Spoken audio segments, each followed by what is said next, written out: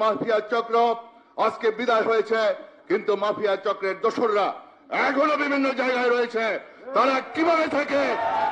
যারা আমাদের বন্ধু ইলিয়াস আলীকে গুম করেছে, যারা আমাদের হাজার হাজার নেতাকর্মীকে গুম করেছে, খুন করেছে, রক্তাক্ত করেছে, পঙ্গুত্ব বরণ করতে বাধ্য করেছে, যারা এই বিগত আন্দোলনে আমাদের ছাত্র বন্ধুদেরকে যেভাবে পাখির মতো গুলি করে হত্যা করেছে, যেভাবে 5ই মে শাপলা চত্বরে আমাদের আলেম সমাজকে পাখির মতো গুলি করে হত্যা করেছে, যারা এই পিলখানায় আমাদের সম্ভাবনাময়ী আমাদের দেশপ্রেমিক অফিসার, যারা আমাদের সবচেয়ে বেশি দেশপ্রেমিক দেশত্ববোধ নিয়ে যারা কর্মরত ছিল, সেই 57 জন অফিসারকে যারা পরিকল্পিতভাবে ভারতের প্রেসক্রিপশন অনুযায়ী তারা বাস্তবায়ন করেছে, এই সমস্ত মাফিয়া চক্র আজকে বিদায় হয়েছে, কিন্তু মাফিয়া চক্রের দোসররা এখনো বিভিন্ন জায়গায় রয়েছে।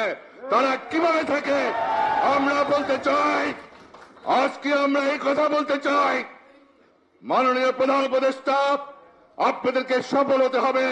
আমার নেতা ভারপ্রাপ্ত চেয়ারম্যান দেশ নায়ক তারেক রহমান বলেছেন, আমার নেতা বলেছেন, এই সরকারকে ব্যর্থ হতে দেওয়া যাবে না। এই দোসররা যদি আজকে সচিবালয় কোথাও থাকে কোনো বিভিন্ন জায়গায় কর্মকর্তা, তারা আমাদের এই সফলতাকে ব্যর্থ করে দিবে। আমাদের শহীদের আত্মা কষ্ট পাবে যদি আমরা এই সরকার ব্যর্থ হয়। তাই আমি মাননীয় প্রধান উপদেষ্টা, আইন উপদেষ্টা, আমাদের অত্যন্ত পরিচিত, অত্যন্ত প্রতিশ্রুতিশীল একজন ভালো মানুষ হিসাবে যাকে আমরা আন্দোলন সংগ্রামে দেখেছি, জনাব আসিম নজরুলকে আমরা বলতে চাই, এই সমস্ত প্রেতাত্মারা তাদের উচিত দে শুড রিজাইন ইমিডিয়েটলি।